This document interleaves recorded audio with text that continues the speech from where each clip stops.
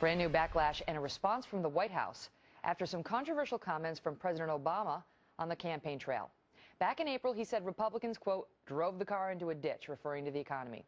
Now he says that car is out of the ditch, but Republicans better plan to ride in the back. We got to have middle-class families up in front. We can't, we don't mind the Republicans joining us. They can come for the ride, but they got to sit in back. Well, Monica Crowley is a radio talk show host and a Fox News contributor, and she's my guest now. So there the president is making that comment, all sorts of backlash. This guy, Tommy Christopher of Mediaite, gives about it yesterday.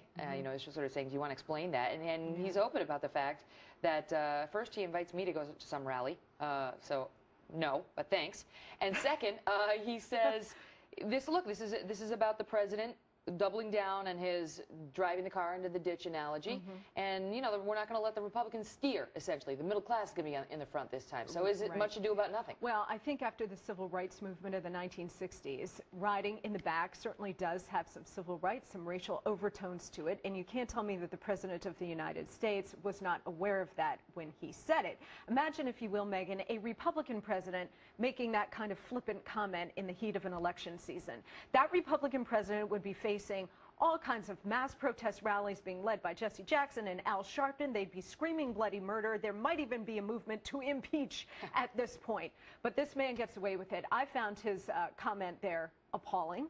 I found his refusal to sort of address it in a straightforward way also appalling. The thing about it that jumped out at me was we have been talking recently, and he just recently made some comment to the effect of, let's tone down the rhetoric and let's all be in the same tent. And we've been talking on this show about he had made a promise when he was running that his party and he were not going to run like this in political campaigns. They weren't going to demonize their opponents. That's a comment he just made recently again.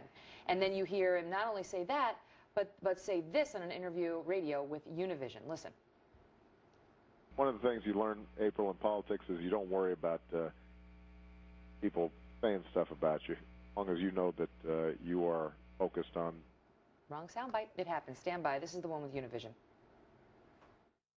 And if Latinos sit out the election, instead of saying we're going to punish our enemies and we're going to reward our friends who stand with us on issues that are important to us, if they don't see that kind of upsurge in voting in this election, then I think it's going to be harder.